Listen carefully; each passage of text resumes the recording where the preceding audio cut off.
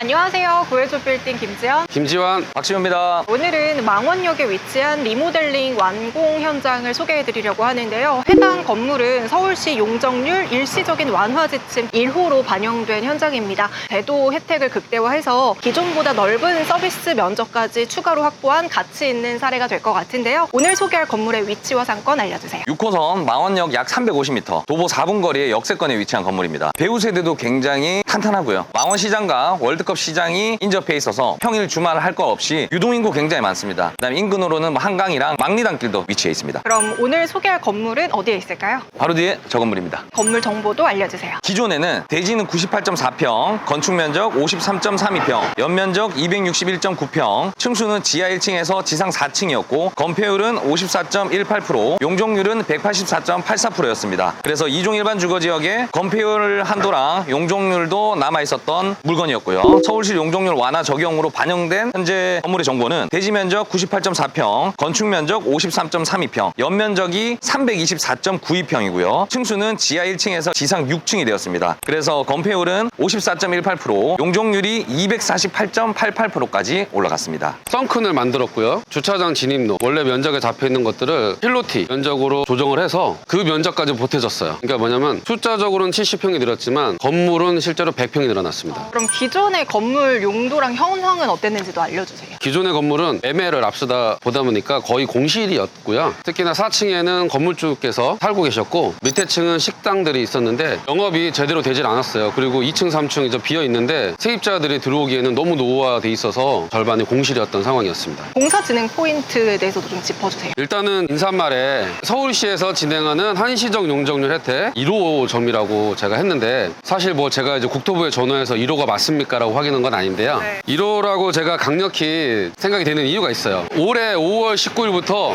이거를 적용을 접수받기 시작했습니다. 발표는 올해 초에 났고 접수를 하면은 허가 기간이 한두 달 걸리죠. 허가가 완료되면 공사를 해야 되죠. 공사가 끝나면 사용 승인 접수를 하잖아요. 근데 제가 용적률 한시적 혜택 전에 그 전 기준으로 대수선을 받아서 하고 있었어요. 근데 19일부터 완화 기준으로 받아준다니까 제가 설계 변경을 바로 넣었습니다. 기존에 허가가 났던 사항인데 설계가 추가 중축만 반영됐으니 설계 변경을 좀 빨리 통과가 되잖아요. 그리고 공사는 이미 그거에 맞춰서 하고 있었단 말이죠. 그래서 시행된 지 2달 만에 사용 승인을 받았기 때문에 1호일 수밖에 없지 않나. 웬만한 현장에서는 통과되는 기간에 공사가 끝났거든요. 그게 제일 큰 이 건물의 핵심 포인트고요. 그 외적으로는 아까 좀 말씀드렸다시피 주차장 면적에 잡혀있던 10평이 좀 넘는 면적을 중축으로 할애를 했고 지하가 굉장히 넓어요. 땅을 꽉 채우는 60평 정도 되는 면적을 활용도를 극대화시키기 위해서 1층의 면적을 5평 정도 과감히 포기하고 썬큰을 만들었단 말이죠. 그래서 오늘 이제 그 부분도 저희가 보여드리게 될 거고요. 근데 지금 외관 보면은 컬러감을 중간중간 넣으셨잖아요. 네. 저거는 뭐예요?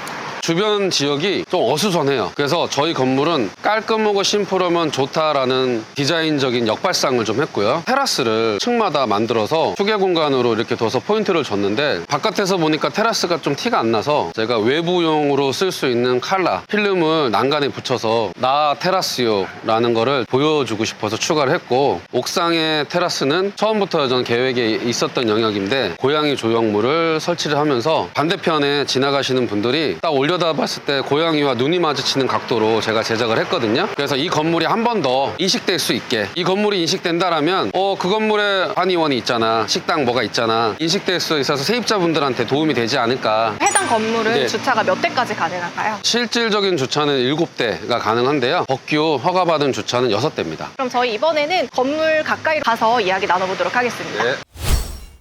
저희가 1층 내부로 들어와 봤는데 지금 이 공간은 어떤 공간이에요? 원래는 1층이 이 유리를 관통해서 저쪽 벽까지 사용하는 공간인데요. 한 5평 정도를 잘라서 지하로 바로 내려가는 썬큰을 만들었고요. 결과론적으로 1층은 20평 정도만 남은 상황이 됐습니다. 네. 여기는 임대가 맞춰졌어요. 조만간 인테리어 공사가 들어올 거고요. 술과 식사를 같이 할 수 있는 식당이 들어오기로 했습니다. 여기가 방금 20평대라고 말씀해 주셨는데 지하로 내려가는 쪽에 네. 약간 검정 색깔 뭐가 있는데 이거는 어떤 거예요? 여러분들 강남에 테헤란로 가면 야외에 볼 수 있는 바로 그 LED 전광판이에요. 이 건물에는 워낙 지하 면적이 넓다 보니까 지하를 좀 활성화가 시키고 싶었어요. 지하 대부분 창고로 쓰거나 뭐 옛날에는 노래방도 있었지만 요즘엔 또 잘 들어오지도 않거든요. 지하로 활성화시키고 싶어서 과감하게 1층의 면적을 포기를 했는데 행인들이 지하가 뭐가 있나 보기 위해서 확인할 수 있는 게 기껏해야 간판이거든요. 근데 여기 근접해서 가까이 오면은 LED 전광판에 지하 업종을 소개하는 거를 계속 방송할 수 있거든요. LED 전광판과 PC를 지하 1층에 설치를 해드렸고 지하 1층 세입자는 본인이 업종을 지하에서 운영하고 있는지 계속 방송을 이제 내보내실 수 있는 거예요. 굉장한 마케팅 효과가 될 것 같은데 맞습니다. 층마다 약간 좀 다르다고 하니까요. 저희가 이번에는 다른 층으로도 한번 올라가 보도록 하겠습니다. 네.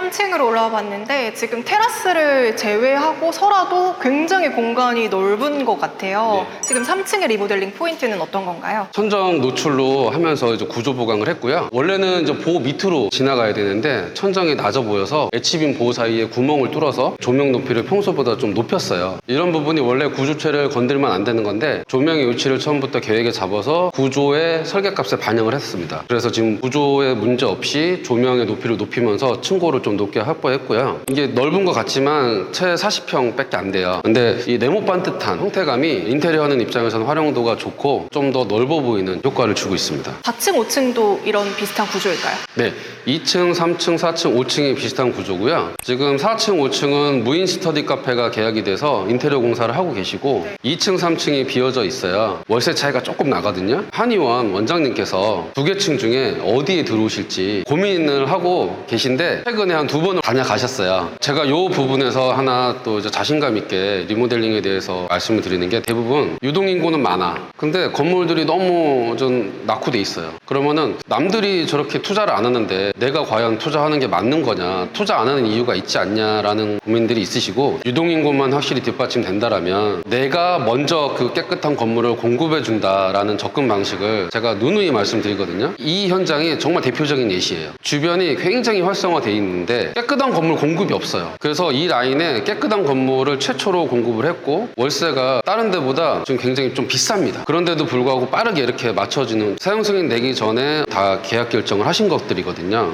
그러다 보니까 깨끗한 건물에 대한 공급 이거가 굉장히 좀 목말라 있는 부분들이 있지 않나라는 생각이 좀 듭니다. 그럼 저희 이번에는 대망의 옥상으로도 한번 올라가 보도록 하겠습니다. 네.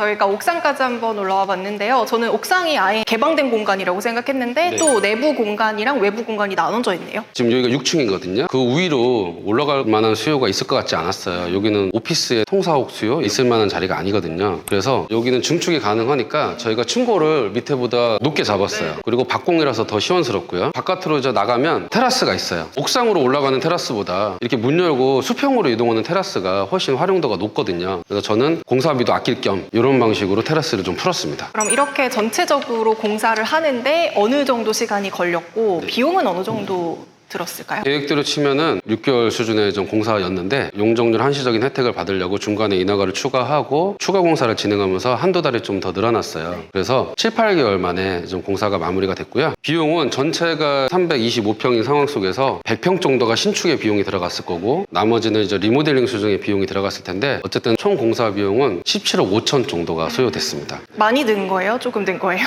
규모 면에서 325평이면은 사실 신축 공사비로 30억이 훌쩍 넘어갑니다. 기존의 건물을 없애는 멸실 이슈라든지 인허가 이슈까지 감안하면 325평의 신축을 하시려면 35억 정도가 들어가세요. 근데 절반 수준으로 증축 100평까지 달성을 했으니까 굉장히 가성비 있게 공사가 마무리됐다고 볼 수 있을 것 같아요. 지금 이 건물은 그러면 용적률 혜택에다가 공사까지도 굉장히 가성비 있게 했는데 그래서 더욱더 수익성에 대해서 궁금해지는 것 같아요. 그럼 이번에는 박 이사님 모시고 수익성 이야기도 나눠보겠습니다. 이 지역의 지금 시세라든지 매매 거래 금액은 어느 정도 되나요? 실거래는 인근의 비슷한 입지가 7천만 원 후반에서 1억으로 거래가 되었고요. 호가는 대로변이 평당 1억 초반까지, 이면은 8천 후반 정도까지 이루어져 있습니다. 1층 같은 경우에는 아까 식당 입점이 됐다고 했고 4, 5층은 스터디 카페, 그럼 나머지는 좀 어떤 것들을 추천하실까요? 저희가 처음에 예상을 했었던 것처럼 저층부는 뭐 F&B 업종이 맞춰졌고 2층은 한의원으로 세팅이 될 예정이라서 3층부도 스터디 카페에 말고 병의원이나 아니면 학원으로 맞추는 게 굉장히 좋아 보이고, 지하 같은 경우는 현재도 이제 뭐 합주실 조율을 하고 있는 상태고, 그 다음에 저희가 처음에 예상했었던 거는 헬스장이 맞지 않나. 다행히 그 두 가지가 다 연락이 자주 오셔가지고 조만간에 뭐 합주실 아니면 헬스장으로 맞춰지지 않을까 생각합니다. 그럼 더욱더 궁금해집니다. 예상되는 임대료와 수익률도 알려주시죠. 주변 임대 시세를 말씀을 드리면 1층 같은 경우는 10만 원에서 한 13만 원 정도, 상층부는 한 7, 8만 원 정도. 이 건물 같은 경우는 현재 맞추고 있는 임대료가 지하는 지금 한 6만 원에서 7만 원 정도가 되고요. 1층 같은 경우가 15만 원에서 16만 원, 2층이 12만 원에서 13만 원, 3층도 12만 원에서 13만 원, 4층 같은 경우도 11만 원에서 12만 원, 5층도 동일하고요.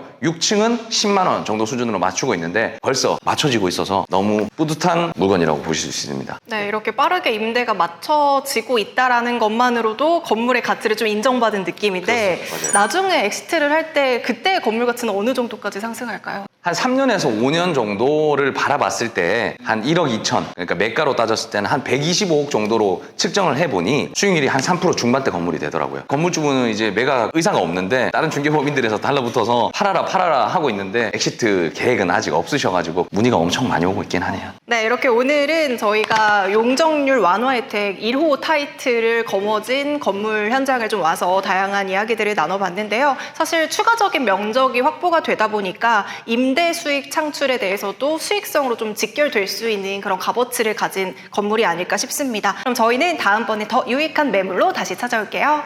안녕. 항상 우리 고객님들이 많이 걱정하시는 부분들, 이제 혼자 건물을 찾으려니 이게 좋은지 아닌지도 모르겠고, 또 밸류업을 하자니 어디서부터 손을 대야 되는지, 뭐 이런 다양한 측면에서 좀 어려워하시는 것 같습니다. 이번에 인생빌딩 프로젝트를 소개해 드리려고 합니다. 인생빌딩 프로젝트가 간단하게 뭔지 대표님 얘기해 주시면 좋을 것 같아요. 네, 건물주님들하고 아니면 또 건물주님이 되시고 싶으신 분들과 저희가 되게 많은 일들을 하는데, 대체로 고민거리가 하나로 귀결이 돼요. 본인의 전 업이 바쁘신데 챙겨야 될 게 너무 많다. 자, 매수 검토, 공사, 설계 인허가도 요즘 한 단계가 아니고 여러 단계고요. 그리고 뭐 감리자 선정에, 공사업체 선정에, 복잡한 일련의 과정들을 거치시다 보면은 진짜 뭐 질리세요. 너무 힘들어하시고, 이런 업무를 각자의 전문가들을 찾아가서 건축사님 얘기하고 시공사 얘기하고 중개사님 얘기하고 하다 보면은 다 각자의 의견들이 틀리세요. 왜냐, 각자의 입장이 또 있다 보니까. 근데 이거를 건물주님 입장에서 종합적으로 컨트롤하고 조언을 해줄 수 있는 영역이 필요하다.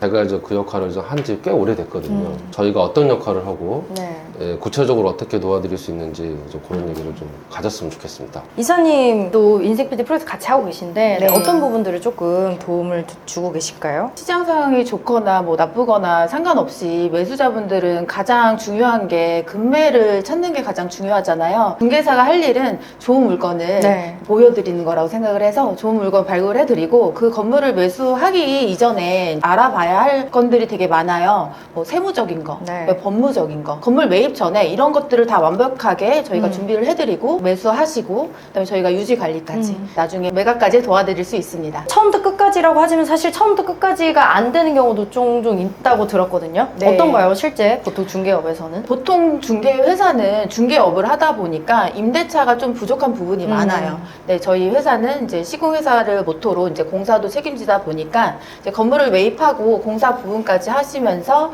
저희가 임대차까지 네. 이제 임대 사업부가 또 따로 있고요. 이제 대표님께서 새로 시작하시는 빌딩 유지 관리를 하면서 저희가 거기에 맞는 컨텐츠를 채울 수 있는 또 방법들도 많이 모색을 하고 있기 때문에 많은 도움을 드릴 수 있을 것 같습니다. 전문가가 금매라고 생각합니다. 그 금매가 시세보다 싸요. 거래가보다 싸고 진짜 금매예요. 근데 검토를 했더니 이 건물이 용적률 검표를 제대로 못 찾는다. 증축을 못 한다. 그리고 신축도 어렵다. 이런 분석을 통해서 합리적인 어떤 건축 행위를 밸류업을 못 한다라면 그건 금매가 아닌 거예요. 그쵸. 그냥 단순히 전문가들을 끌어들여서 물어본다로 해결되는 게 아니고, 그쵸. 건축주님 입장에서, 투자자 입장에서 그 똑같은 시각으로 이걸 바라봐 줄 수 있어야 되거든요. 맞습니다. 전문가들이 모인 집단의 협업을 한다면 넘어서서 나라면 어떻게 할 것인가라는 시각을 접근하는 방식이 필요하다고 생각이 듭니다. 그리고 저희가 이제 영상에 올려드리는 매물도 사실 올려드리면 되게 빠르게 네. 나가긴 하지만 영상에 다 찍지 못하는 사실 숨겨진 매물들도 많아요. 훨씬 건물주분들께서 원하지 않으셔서 이제 그런 물건들도 조금 더 빠르게 만나보실 수 있는 기회가 되실 거라 생각이 되고, 무엇보다 건물을 찾는 것과 밸류업까지 이제 끝까지 간다라는 전체적인 과정에서 도움을 드릴 수 있는 프로젝트라고 생각해 주시면 될 것 같습니다. 이렇게 해서 저희가 인생 백딩 프로젝트에 대해서 한번 설명을 드렸는데 진짜 올해는 좀 해보려고 했는데 네. 어디서부터 어떻게 시작해야 될지 모르겠다 막막하셨던 분들은 아래 번호로 연락 주시면 전문가 분들께서 또 물신형면으로 함께 저희가 도와드리도록 하겠습니다. 저희가 고객님의 건물을 제3자 입장에서 바라보기보다 저희 건물이라 생각하고 함께 하는 프로젝트인 만큼 아마 많은 도움 받아가실 수 있을 것 같습니다.